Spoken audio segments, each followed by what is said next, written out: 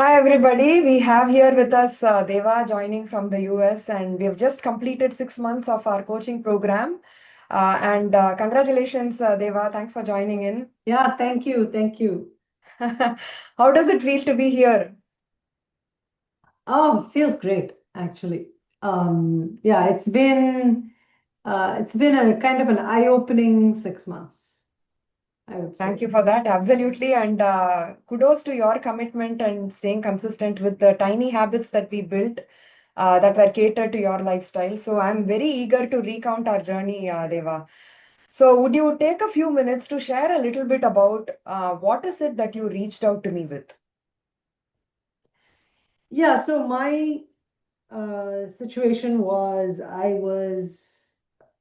thought I was doing everything right. I was eating, lots of vegetables, less carbs. I thought I was eating enough protein. I, was exercising 3 times a week or something, and I was doing everything right, and still several things were not going in the right direction. Like my numbers were not that good. My cholesterol was going up slowly over the last, especially the last couple of years around menopause. My numbers really started to go up, and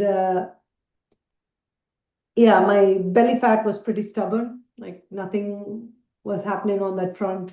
Like no matter what, in my mind, no matter what I did, like it didn't help. So that was around the time I saw one of your LinkedIn posts, and given that we are old schoolmates, I thought I would reach out, and that's how this the journey with you started.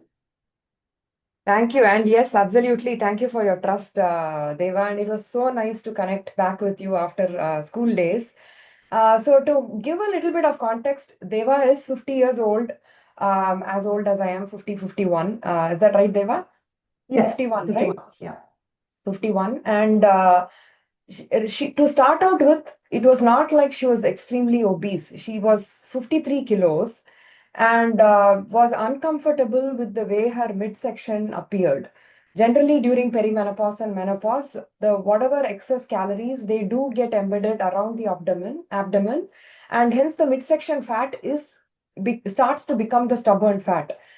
So that is what she came to me with, saying her biomarkers were off, her body composition was not the way she liked, and also she was thinking she was doing everything right and things were not moving. So tell me, Deva, how did your body feel at that point, or what were specific habits that you were struggling with? Um, yeah, habits I was struggling with. One of the things is definitely like overeating, binging on snacks. Like there are foods that like snacks that I wouldn't buy because if I was around these things, I knew I would binge. And but you can't completely avoid it, right? You end up being around these things sometimes at friends' houses or family get-togethers and stuff. And every time I would binge, like if there was some murku or something, every time I would binge, and every time I would regret. And the same thing went for like food. Like I would, if I really liked something, I would just go for second, third, fourth helpings. And I had a afternoon snack habit. I kept a lot of healthy snacks around me. I had a lot of nuts and dried fruit and things that that are quote unquote healthy snacks. And even with those, I had a portion control issue. Like I would, especially if I sat in front of the TV in the afternoon, I would just like binge on it. Maybe binge is a strong word. I would just keep on eating. So around eating, I think this is the issue I had. With respect to moving, I did diligently did my aerobic exercise 3 to 4 times a week. I did like half an hour of that. But besides that, I didn't really move much. It wasn't a default in my day to day. So what I would usually do is do that. And then pretty much for work or for like even for leisure, mostly I would sit. I was trying to improve that a little bit. I took up pickleball, trying to go twice a week, but I had an injury and that complicated things. I couldn't keep it up to the extent I wanted to. I started, I think, right around the time we started communicating. I had just started going to the gym for doing strength training because I heard all this time that that was good to do. So I thought, oh, okay, maybe that'll help. So I had just started a strength training program. I went, there was like a self-paced program at the gym with like minimal guidance from some trainer. So I went to start that. And I think that's when we communicated. And initially, the first thing you did was help me with like, to make videos of myself and like check my form and give me feedback on like what I could do better and all that. So that's how I think we started. Absolutely. So strength training was one, definitely working on the movement aspect, consistent movement, and of course, nutrition, tweaking your meals. Again, we did not overhaul whatever that you were eating. Whatever you were eating, you still kept it, but we spruced up protein, we spruced up fiber, kind of got that into a rhythm. And also worked on binge eating and snacking. Definitely, that's a very big challenge, especially during perimenopause that I'm seeing with a lot of women, Deva. You're absolutely not alone. So we worked on a couple of strategies to help bring that under control. So if you were to use three words to describe your entire journey, what would those be, Deva? I would say empowerment, um, and this is not one word. I'll use a phrase. I would say feeling in control. Fantastic.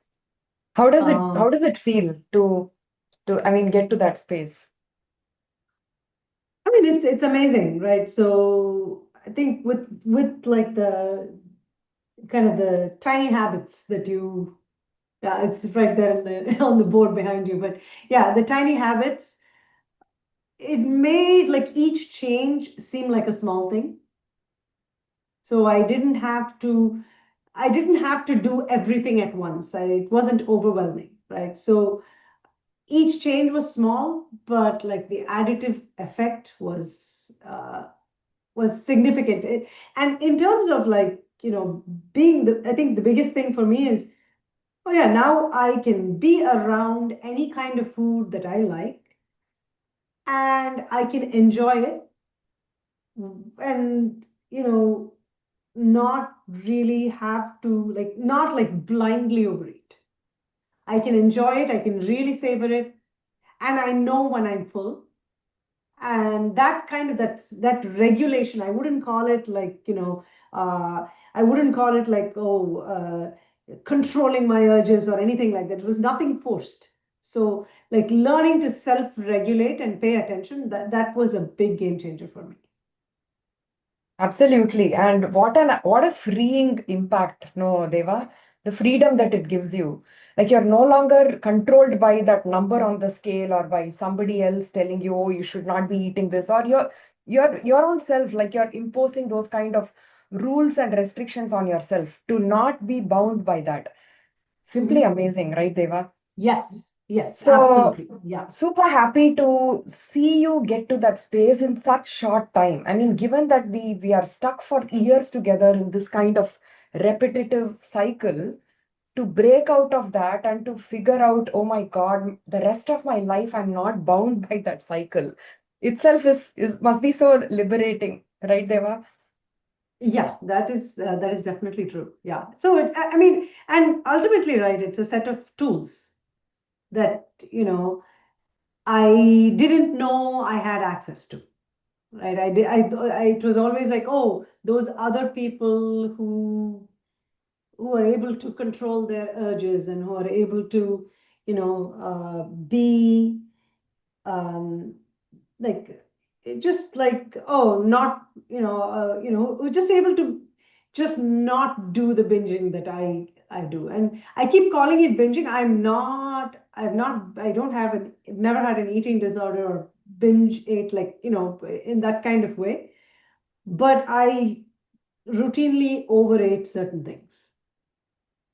And and it was kind of, yeah, it is eye-opening. Like, I see it, now I read, and I see that, like,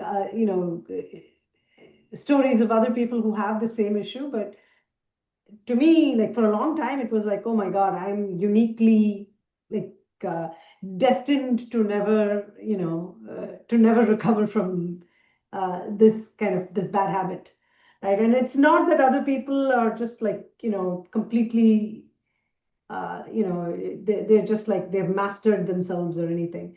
So I kind of realized that you can get you can get there if you have a set of tools in your toolbox and you're able to reach for one of them.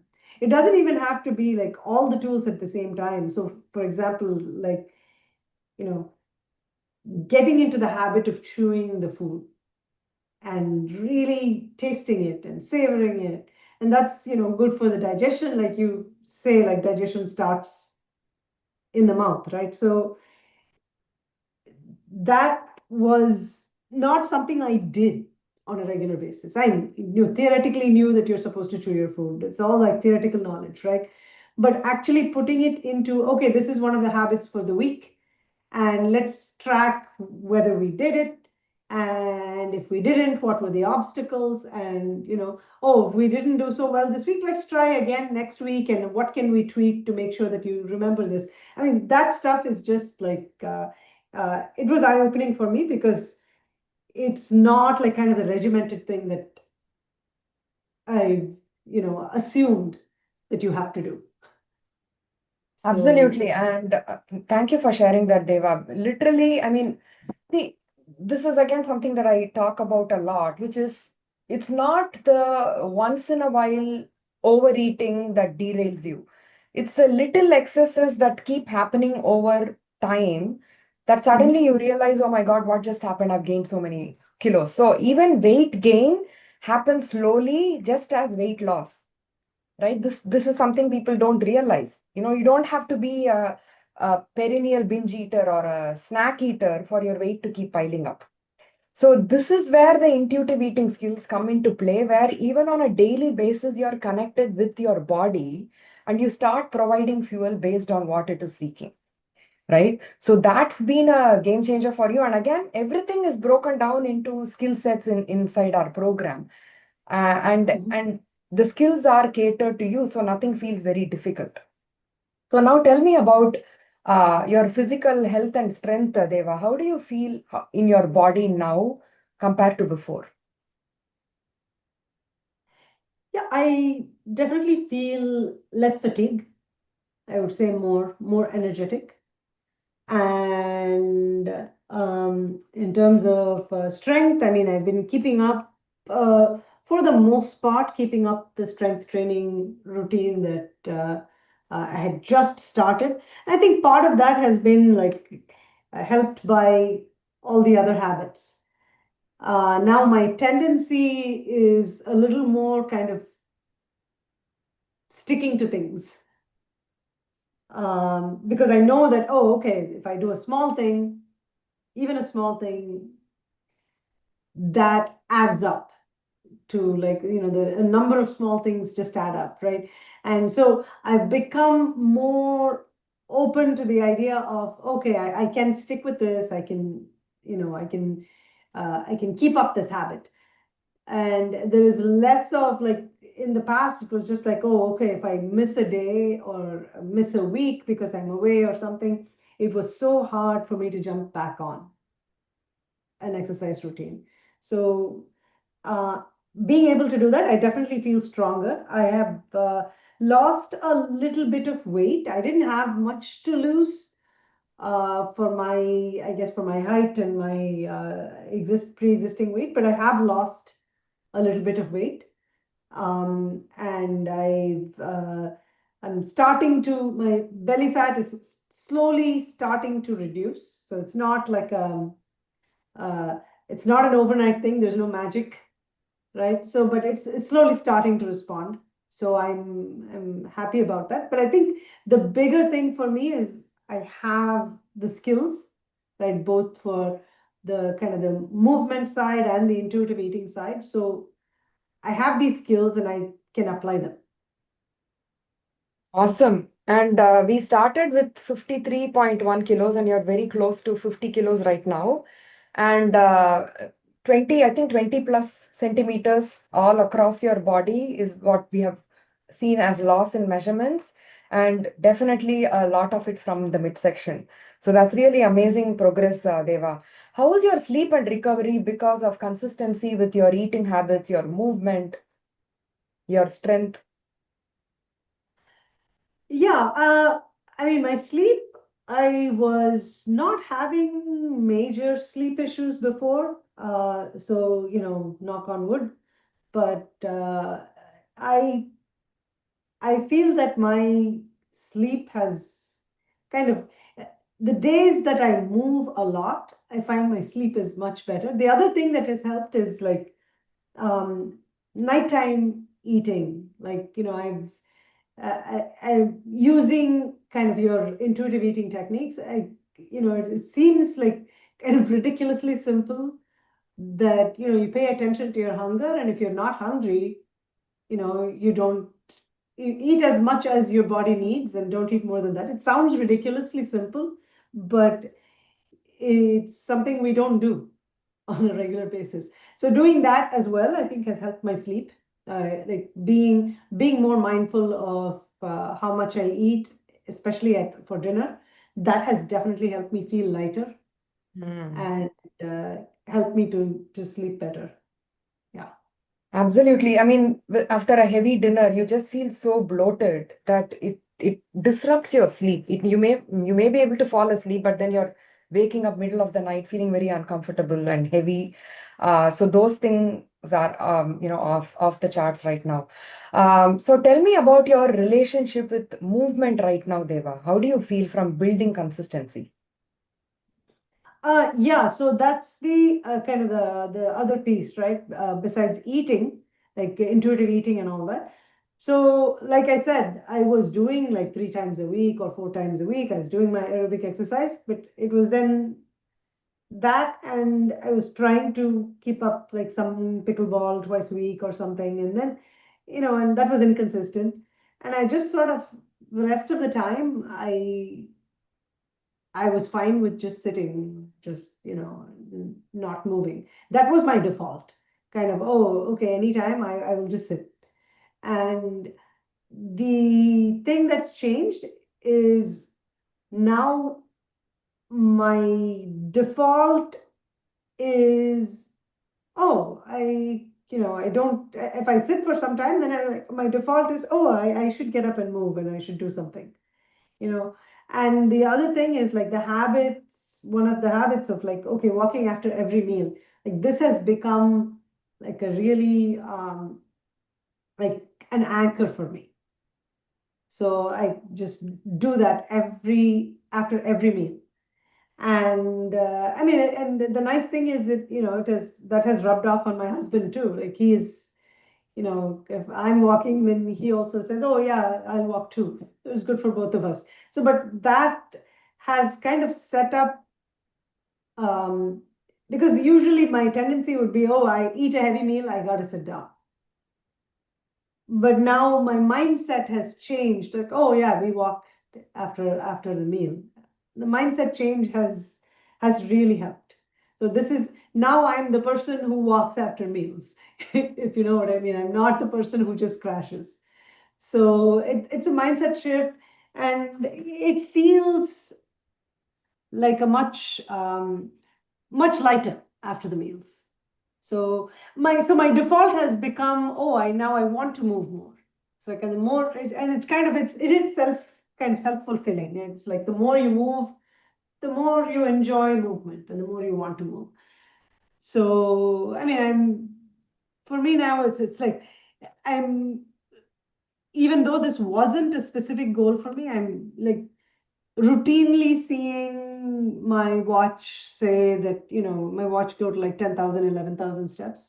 That's not on purpose. Sometimes it just happens, right? And it's happening a lot more frequently. I mean, I have my 7,000 and 8,000 step days, but that's kind of the baseline almost. So And my much, baseline yeah. was far lower before.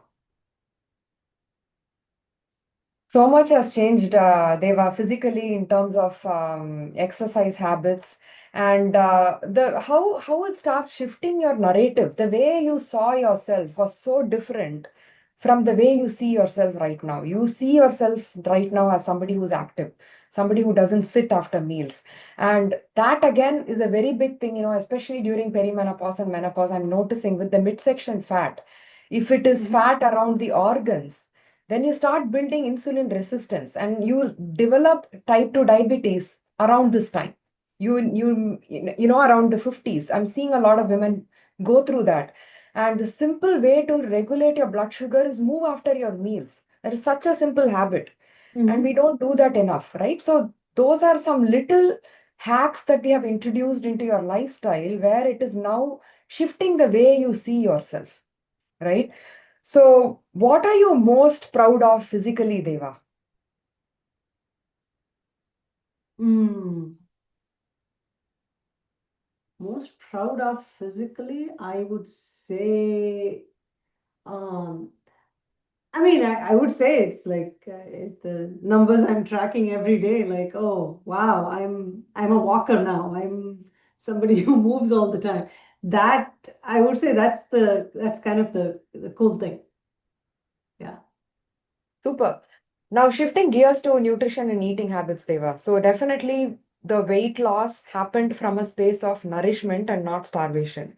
You did not have to restrict yourself from eating something. Mm-mm. In fact, we added to your meals. We said, hey, let's add protein, let's add fiber.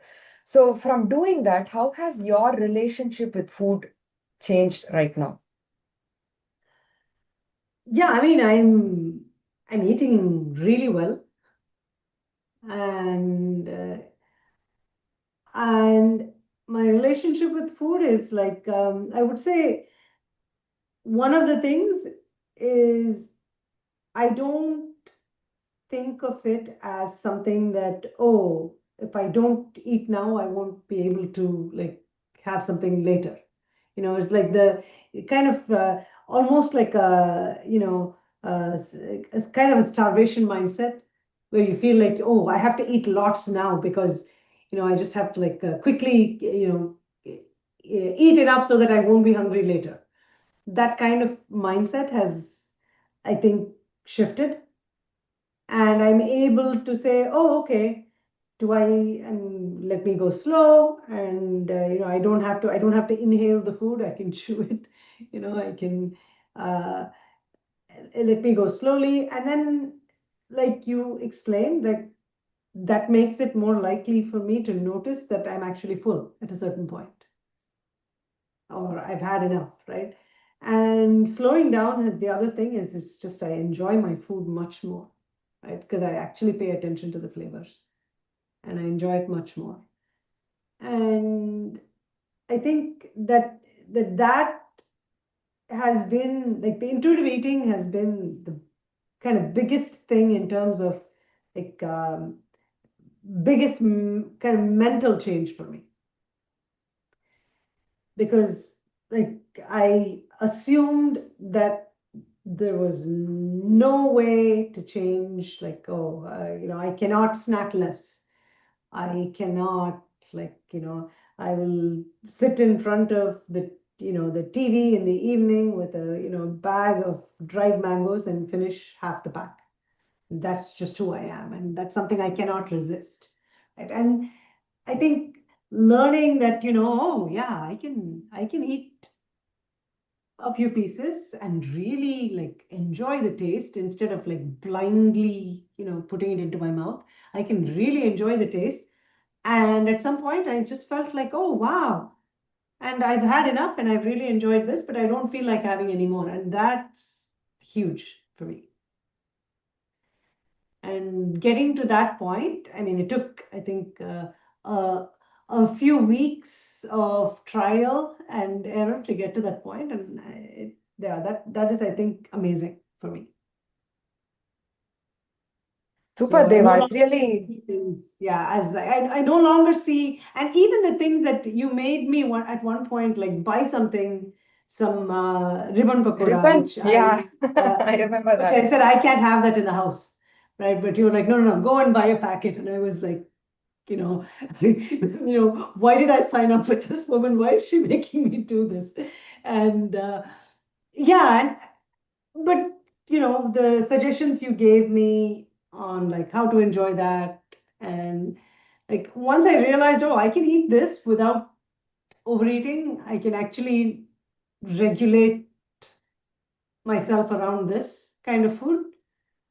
I didn't have to keep buying it. It's just like oh, okay, it doesn't have that kind of power over me, and that's a great feeling. Absolutely. What a, I think that was a breakthrough moment in our journey, Deva. Your, you almost felt like, oh my God, I'm addicted to ribbon pakoda and I will never be able to stop with a few pieces to actually buying and experimenting. It was an experiment, right? We Mhm. said, hey, let's buy it. Let's see how you can apply those skills because of the coaching guardrails, you're going to be on your own. And I don't want you to not have the skill set with you, given that is such an integral part of your life. Like you cannot live without ribbon pakodas, right? So we applied the skill set, and you were pleasantly surprised about how you were able to actually see how successful you got out of that by eating just a few pieces and being satisfied, right? So, what would you say is your confidence level now with foods around you? I would say it's very high, because I've applied that a few times, several times. I mean, like on a recent vacation, I was able to apply that. Like, even though I was surrounded by a lot of good, really good food, things I, used to binge on, like, good cheeses and chocolate and all those things. And I was able to apply the skills, and I was able to, indulge to some extent, but still regulate myself and not feel, when I came back, I didn't feel like, oh my God, I completely fell off the rails. So that was that was really good. So I would say my confidence is fairly high because there have been several occasions on which I've been able to test it. Absolutely. And I think one of the things was, oh, Vidya, I'm going to Philly and there is this bakery that sells this sourdough and amazing pastries and stuff. I want to be able to buy them and eat them. Usually I binge eat. I want to give that a try. And I think that was again another breakthrough moment, right, Deva? Like you went Yes. there, you were able to moderate your eating. In fact, I suggested you buy the sourdough so that way you're not handling that scarcity mindset. We work with Mhm. abundance mindset. You have it around, and hence you don't feel that excessive stress or obsession towards that particular food because it's going to be around, right? The intuitive eating skills apply across countries, across travel, across festivals. That is the amazing thing about this skill set, right? Did you feel the same way, Deva? Yeah, absolutely. Yes, I completely agree with that. Yeah, because it's something you So can take with you. So, exactly. yeah. And that's what makes this sustainable, right? So the weight loss, it was not like we were rooting for a number, like week on week, Deva, let's lose a kilo. That was not the approach at all. The approach was, hey, Deva, how can we get you stronger with these skill sets? And the body composition change was a natural outcome of the consistency with your daily habits, right? So, sorry, I lost your audio for the last few seconds. Can you repeat that? So what I meant to say was the approach was not at all about chasing a number on the scale. It was not like, come on, Deva, let's lose a kilo every week, right? Right, It right, was more absolutely. about, hey, how can we get you more confident and stronger with the skill sets? And as Mhm. we practice that on a daily basis with, I wouldn't say 100% consistency because I don't believe in that. Nobody can be 100% consistent. But if you're somewhere in the ballpark of even 70 to 80% consistent, the body composition naturally started shifting. So it was a natural outcome of the daily skills that you were practicing, right?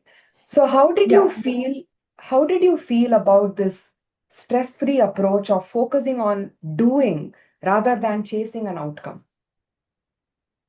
Yeah, I think actually that was key, right? Because you gave me kind of an assignment every for every kind of 2 week period. And the assignment, I just worked on the assignment. I was like, oh, okay, this is my project for the week.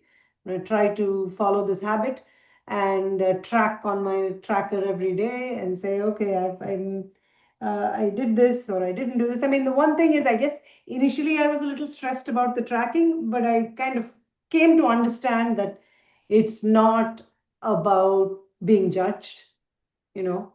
It's just kind of a little nudge to make to help make me. So if I reflect every day and try to fill that out, then I know, okay, here's what I've done, here's what I still need to work on. So I took, I mean, your approach was mainly just, follow this habit, try to work on these two small habits this week or this couple of weeks. And that was not stress inducing. I would say that was it felt much more relaxed, but slowly as we built up the habits, you know, things started to change because the compounding effect of all these different habits.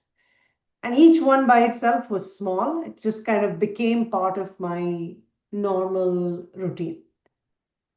So it wasn't like, even like adding protein, like, it was not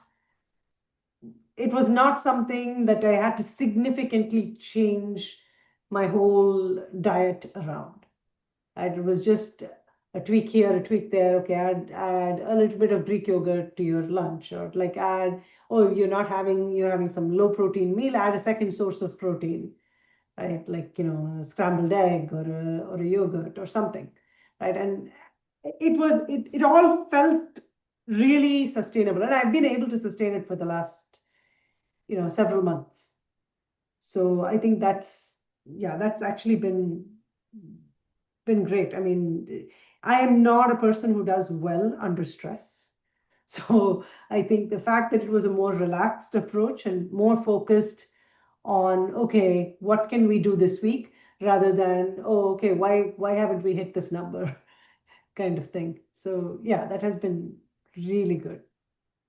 Super. Thank you, Deva. And yes, the skill sets are introduced, again, they are customized to the individual. So your plan would look very different from the plan that I would give for another person, simply because it's totally customized to your lifestyle and your eating habits. And every skill that is introduced week on week is also very strategic. It's not random, right? Like every skill layers on top of the other skill that you have built already, and hence the transformation is a result of this entire plan that I had for you. Okay, so that's really amazing how it worked out so well for you, Deva. Now I want to ask about your mindset shifts, because we worked on quite a few of them, which was stopping you from unlocking this progress for yourself on your own. So, what do you think were those mindset shifts that you broke out of, or the mindset traps that you broke out of? Yeah, the one thing is the one I already mentioned, which is I don't the idea that I don't have any control around snacks. I cannot, oh, I'm like doomed to binge eat them for the rest of my life. So that shifted. That was a big shift to feeling like, oh yeah, I'm in control and I know how to apply these skills to regulate my eating. And the other thing is, oh, I'm the kind of person who just, uh, I like to crash on the couch. I don't like to move. Okay, I'll do my exercise because I even enjoyed my morning exercise. It's not that I just did it because I had to. I enjoyed it, but that's all I will do, and I'm done for the day. So that kind of mindset shifted more to, oh, I'm a person who moves throughout the day. I like to move, and feeling good in my body from doing all this movement, right? So preferring to walk rather than preferring to sit down. Like that was another mindset shift. Like I think early on when we were just starting to work on this walking after meals, I felt really good because I think that was around Thanksgiving, and I was very stressed out about Thanksgiving and overeating. And at that time, we had not yet worked on the intuitive eating skills. So I did overeat at that time um, because it was quite early and I didn't have all the skills yet. But one thing I did have by that time was the walking after meals. And I would normally just, if someone suggested going for a walk and it was like freezing cold outside, I would have normally just said, no, I'm fine, thank you. You guys go for a walk. But when my niece suggested a walk, I was like, yes, I'm up. Let's go. Because I wanted to get my, after meal walking in.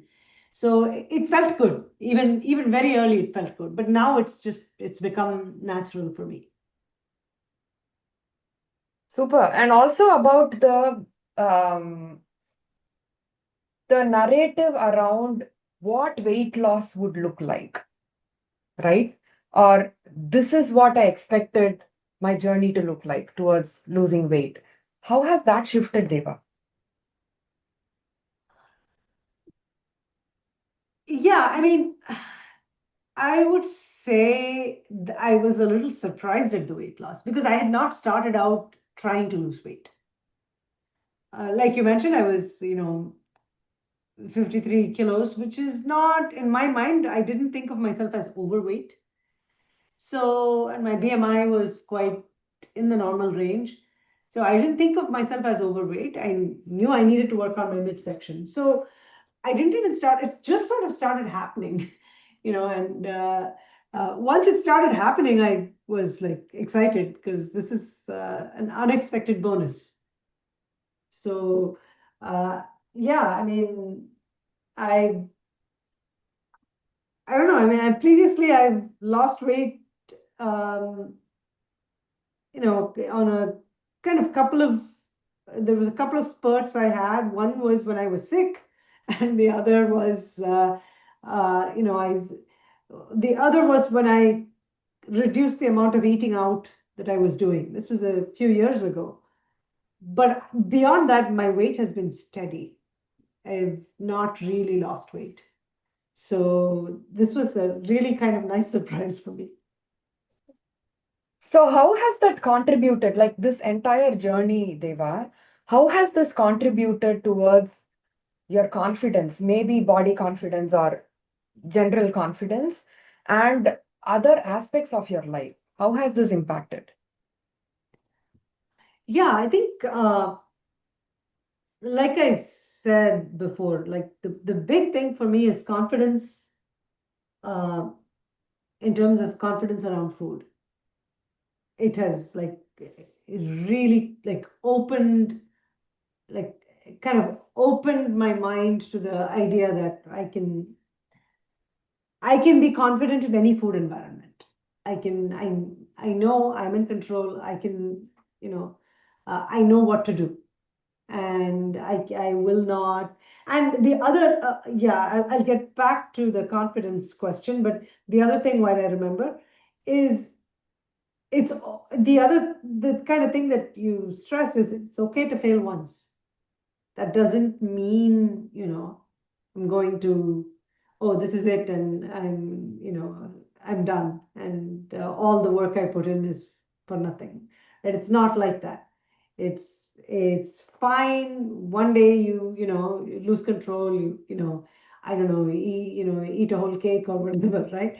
So then you can pick it up the next day and you can get back.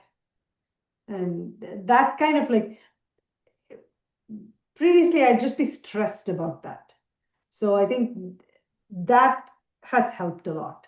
So I'm confident in that. I'm confident around food. I'm confident that even if I, you know, veer off the rails once from time to time, it's fine. I know my way back. And that feels really good. Like to have that kind of um, calmness about, you know, messing up once. So That's that is, I think, another, yeah. So yeah, I guess that also in terms of yeah, confidence around food, confidence in myself that I know that I can get back. That is really huge, Deva, because a lot of women don't have that skill of getting back after a setback. Like we take forever to get back, right? Like if something were to happen, like an illness or a travel or some kind of setback, it takes weeks on length to get ourselves back into a rhythm because we are telling ourselves, oh, I screwed up and nothing's going to, it's not going to really create any kind of progress. So let me just stay where I am. Whereas the skill of or the resilience that you have built to continuously get back to your rhythm after every time things have gone off the charts itself is a very important skill, Deva, that you carry for the rest of your life, right? Like challenges are going to happen. Life is going to throw you curveballs. How do you navigate those? That is such an important skill. So it's not just the kind of skill sets that you have built, but the ability to get back on track to those skill sets really sets you off on a sustainable path to keep this going. Right? Do you feel that, Deva? Yeah, absolutely. Yeah, 100% agree. Super. So now tell me, what is one thing that you are grateful to your body for?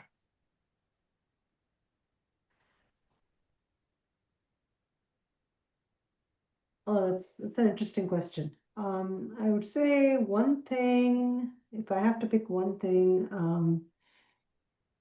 I would say, it's carrying me every day. It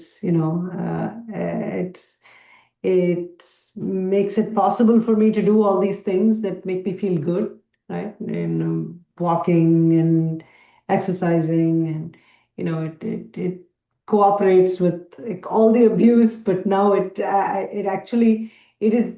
I don't know. I mean, it's my instrument, right? It's what I use to every day. So it's there all the time. So yeah, I'm grateful that it took all these ups and downs and is responding now that I'm, trying to treat it better. Awesome. Really amazing. So now about the coaching experience, Deva, how did you feel about having a coach on your side all the time, hand holding you, strategizing with you, giving you the support through the entire 6 months, Deva? Yeah, that felt really helpful because a lot of times it's kind of like, uh, I I think if I had tried to do this on my own, I would probably have um, lost faith or lost interest halfway, or like doubted that it would help, and I and sort of given up. So I think it really helped to have somebody to kind of uh, keep keep the guardrails, kind of not keep me from veering off too far, and also kind of keep me accountable and keep me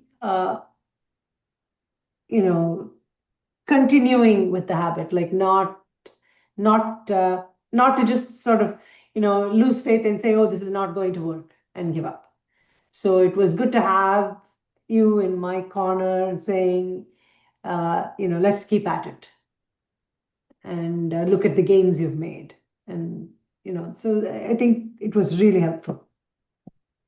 Thank you. Thank you for that, Deva. Now, the other big question most women come to me with is, oh, the 6 month program just ended. What about after? So, how confident do you feel continuing this on your own? Yeah, I think even a few weeks ago I expressed some doubt to you, I think since then, I went on a trip, a few things happened. Like there were situations where, I was able to demonstrate to myself that, okay, yeah, this is good, this is sustainable, and I can do this on my own. Now there's no guarantee I won't fall off the wagon at some point, but like I said, like I do have the skills to bring me back. So I have everything I need. So if you ask me now, my confidence level is high that I can take this forward. Um, so I really hope that that's the way it pans out. Fingers crossed. Absolutely, But Deva. I do have confidence. Super. I mean, as a coach, that's very important for me to know. Like when a client graduates, how confident and independent she feels about carrying this journey on her own. Because this is not about, oh, you know what, 6 months I did this and this is the outcome. But have we built the skill sets in a way where you feel confident to keep this going? Because ultimately, that is what is going to sustain the results, and not just that, but also for your long-term health. So that's what we keep in mind as we build this program also. And I'm so happy that the mission is accomplished now, Deva. Um, Based on your own transformation journey, what would you tell another woman who is hesitating to do this? Like take a coach and figure out you permanently putting an end to her struggles. Yeah, I mean, I would, share my experience, right? The things I've shared with you today. I think that should certainly help someone else kind of, understand what it can do for them. I think rather than, saying something just, oh, this is great, just do it, that kind of thing. I would rather say, hey, this is here are the things that it helped me with. And I think that is much more powerful to someone The trying to make a proof decision. proof is in So your everything I just told transformation. you about my journey, yeah, Yeah, so the proof is in your transformation, right? So I think absolutely. that speaks more than anything.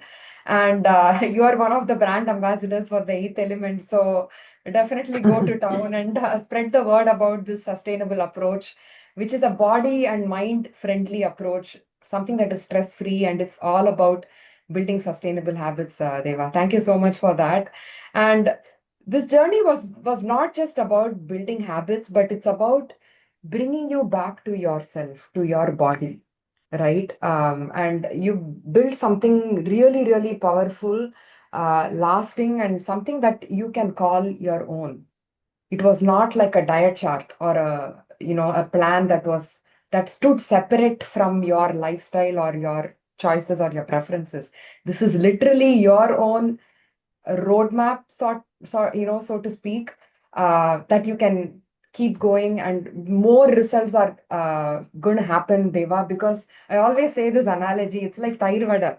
The more you practice these skill sets, like tair vada, it just gets even more tastier, gives you such, enhanced progress outcomes. So I'm here to listen to all of that, Deva. I look forward to your updates. So this is definitely not a goodbye, and I welcome updates from my past clients. So keep the communication on, okay? And best wishes to you. I know you're going to do amazingly well. You've learned all the skill sets. Now it's about continuing into that rhythm that we already set in place for you. So it's not like, oh, after the program, what am I going to do? Nothing. You just simply practice what we have been practicing for the last 6 months. Yeah, absolutely. Thank you so much. Yeah, this has been a really eye-opening and helpful thing for me. Thank you. Thank you, Deva.